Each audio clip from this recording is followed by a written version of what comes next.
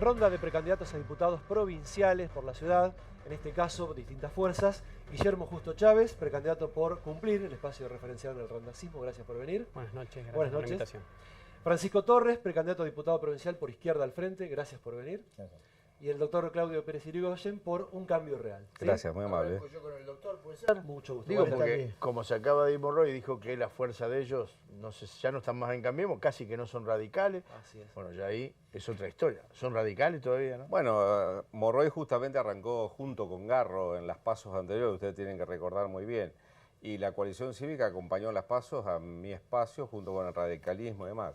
Y cuando habla de que quién pertenece a qué partido y demás, es difícil que él lo explique, porque yo en realidad tengo toda una historia hecha en el radicalismo y fui precandidato a intendente por el radicalismo en su momento y participó en Cambiemos desde el radicalismo. Él todavía no tiene claro en qué espacio está, porque es una persona que tiene su valor, pero es el dirigente que individualmente se ha colocado en distintos lugares. Yo voy en la construcción de un espacio y Panela pertenece al mismo espacio y partido al que yo pertenezco, así que no sé quién es el que tiene la autoridad ética o moral de un cuestionamiento de esa naturaleza. Y cuando se refiere al Rolier, todavía forma parte del bloque de Cambiemos, aunque tenga disidencias por distintos esquemas de funcionamiento del propio bloque, tendrán que resolver qué es lo que quieren hacer. No han tomado pero ningún entre usted y Panela camino. hay una diferencia de trayectoria, doctor, me parece. Panela arrancó con De Narváez, siguió con Macri, intentó con Carrió, intentó con Massa y ahora están repartiendo boletas de él con Carolina Píparo.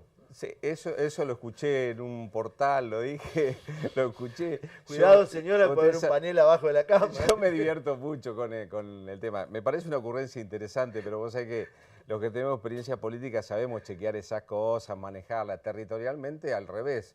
Se reparte la boleta individual y la boleta con Cambiemos en la parte superior y además nos parece que va a haber espacio para que gente de otros partidos también vote de la boleta tan cuestionada corta nuestra. Ajá. ¿Por qué no? Porque cuando no hubo pasos y son esquemas muy cerrados de los demás partidos, siempre queda gente que queda muy desconforme, que no siente la representatividad. Y es una cosa que muchos no están viendo, pero a nosotros nos parece interesante porque es un espacio a construir en forma más amplia, incluso con sectores del peronismo, ¿por qué no? A Torres, se habla mucho en los bloques anteriores de castigar al gobierno en esta elección casi como un testeo electoral. En la izquierda naturalmente enarbola banderas completamente diferentes. ¿Cree que la ciudadanía va a dar un mensaje en ese sentido el domingo? Me parece que sí, recién le decías al representante de Cambiemos que parece que le va bien en las encuestas. Si le va bien al gobierno, nosotros creemos que le está yendo muy mal a la gente. El malestar es muy grande. En La Plata, el intendente arrancó reprimiendo a trabajadores municipales. Entonces, con Vilma Ripoll, como candidata a senadora en la provincia de Buenos Aires, estamos planteando responder a uno de los problemas fundamentales que es la necesidad de trabajo. El gobierno está pensando en una reforma laboral parecida a la de Brasil, aumentar las horas de trabajo a 12. Nosotros desde la izquierda del frente creemos que hay que reducirla a 6 para trabajar menos, pero que trabajen todos. El gobierno quiere un ajuste salarial. Recién decía incluso el representante del intendente Garro que reconocían la responsabilidad de la oposición. Nosotros creemos que más bien que responsabilidad es complicidad. Pero es cierto el sincericidio, porque hoy en día Cambiemos, si puede aplicar el ajuste que viene haciendo, es porque los que dicen ser oposición, que hoy algunos acá nos acompañan, le han venido votando todas las leyes, porque es cierto que el macrismo en la legislatura provincial, en el Consejo Deliberante y en el Congreso son minoría. Entonces planteamos a la ciudadanía un poco que si cree que es necesario vivir con un salario de 25.000 pesos, como venimos planteando, que en estas elecciones que son paso, que no son las elecciones definitivas, nos dé la oportunidad Izquierda al Frente para estar en la elección real y hacer que los reclamos que día a día acompañamos se hagan ley. Esta es una elección, como decía, es una elección paso, no se eligen autoridades, digamos, no se elige ejecutivo. Pero digo, con el diario del lunes, como suele decirse, después de estos 2 años, ¿ustedes volverían a convocar al voto en blanco? ¿Siguen creyendo que es lo mismo? Nosotros no dijimos que es lo que mismo. La alternativa del Frente para Desde Izquierda al Frente y el MST, que es la fuerza que integro, no dijimos que eran lo mismo, ni creemos que sean lo mismo Scioli que más. Pero llamaron Macri, a votar digamos. en blanco. Pero llamamos a votar en blanco porque entendemos que hay diferencia de estilo. Si no fuesen esencialmente las propuestas de mantener un poco el status quo y discutir en todo caso, porque Cristina hoy plantea que le quiere parar la mano al ajuste. pero sus legisladores levantan la mano para aplicar el ajuste. Entonces creemos que hay diferencia de estilo y en todo caso lo que están discutiendo es el grado del ajuste que habría que aplicar. Nosotros creemos que hay que hacer un ajuste al revés, creemos que hay que hacer un ajuste en la política y en las grandes empresas y por eso planteamos ir por el tema de la deuda, porque con los 240.000 millones de pesos que endeudó la gobernadora de la provincia se podrían haber creado 500.000 de puestos de trabajo, 25.000 pesos de salario, que es lo que planteamos. Entonces hace falta cambiar en serio, no cambiar para peor. Guillermo, los únicos que tienen paso son ustedes en la ciudad. Sí, ¿Por qué se produjo? Y no solamente en la ciudad, sino también en la provincia de Buenos Aires. La sección electoral octava, en este caso la nuestra, tiene que decidir entre dos propuestas dentro del Frente Cumplir, que es un poco la coherencia que ha mostrado Florencio Randazzo cuando intentó, digamos, generar la competencia dentro de lo que se llama el peronismo. Los distintos quienes se dicen peronistas o filoperonistas decidieron tomar otros rumbos, tanto Massa manteniéndose en una alianza con Margarita Stolbizer en el Frente Un País, como la expresidenta que decidió dinamitar el espacio político al que pertenecía e irse a Unidad Ciudadana. Y Florencio, coherente con su trayectoria política, decidió quedarse en el peronismo, en el Frente Justicialista, y nosotros, por supuesto, damos el ejemplo y vamos hacia una primaria en la que nosotros tenemos una competencia y que claramente lo que queremos es que el domingo los platenses nos acompañen en nuestra propuesta. La gente, a mí particularmente, digamos, en distintos ámbitos de actuación me conoce, sabe que desde el campo de la universidad, desde el campo de la dirigencia política y social, vengo trabajando hace mucho con Randazzo también en la gestión, y bueno, y después tenemos una alternativa a nosotros, que es la que expresa el movimiento Evita, que son unos aliados de Florencio Randazzo, y bueno, nosotros esperamos que el domingo, como bien decías, Pico, es una instancia de selección de candidatos, no es una elección que elige autoridades, que pasemos claramente para que en octubre seamos una opción y podamos debatir con el resto de los candidatos que lleguen a octubre. Hoy le preguntamos a Florencia Saintut, estaba Héctor Nieves también, que históricamente la legislatura, o mejor dicho, los legisladores por la octava sección han tenido una deuda histórica con la ciudad. Y la inundación fue la prueba contante y sonante, porque desde hacía por lo menos 5 o 6 años atrás los presupuestos eran dinero ínfimo en materia de obra hidráulica. Habría que, hacer algo con eso, ¿no? Habría que empezar a pagar esa deuda y dejar digamos, que no exista esa sensación de que los legisladores platenses o los legisladores por La Plata no están a la altura de las circunstancias y parecen legisladores de otras ciudades, de otros distritos y no de la octava sección. Si me permitís, el día 2 de abril del 2013, en mi caso y con Vilma Ripoll, a la mañana estuvimos elaborando un proyecto de ley y trabajamos con todos los bloques. Yo personalmente trabajé... Pero con el diario del lunes. No, el 2 de abril de 2013, el día de la inundación, cuando llovió, a la mañana. A la mañana. A la mañana fuimos a la Defensoría del Pueblo porque no teníamos internet, ni computadora, ni nada, porque no había luz.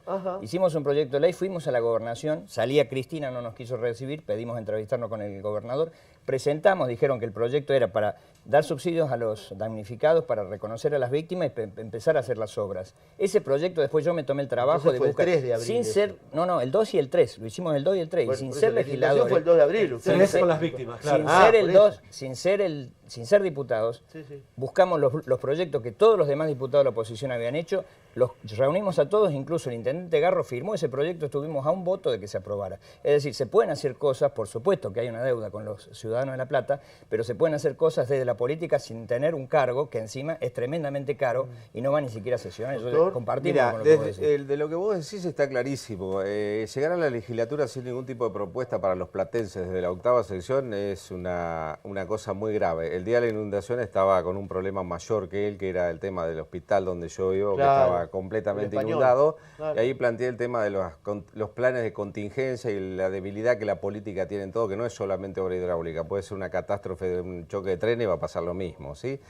En realidad lo que hay que plantear es que primero se necesitan legisladores que quieran pelear por la tasa de capitalidad, que quieran pelear porque las empresas públicas que trabajan sobre la ciudad de La Plata pagan lo que corresponde por la utilización del espacio y debajo de las veredas que le corresponde a la ciudad de La Plata, que es una ciudad capital y capital política. En tercer lugar, defender el tema del fondo del conurbano. El que va a la legislatura en este momento a no querer defenderlo del fondo del conurbano, que son recursos que las otras provincias dicen que le quitan al resto de las provincias, pero que en realidad son propios de la provincia de Buenos Aires, históricamente por el caudal fiscal que aportan, es necesario para hacer una reparación histórica verdadera sobre el tema del mayor problema que todo el mundo cuenta, y cada periodo político me lo cuentan con un número mayor, que es el tema de la pobreza. Desde ese punto de vista de la pobreza hay que pelear por lo que se llama el gasto social integrado, que es al fondo del conurbano poner una unidad ejecutora para que en los verdaderos barrios pobres se abra la obra de infraestructura. Porque la intubación del arroyo del Gato no garantiza la inundación de los barrios pobres.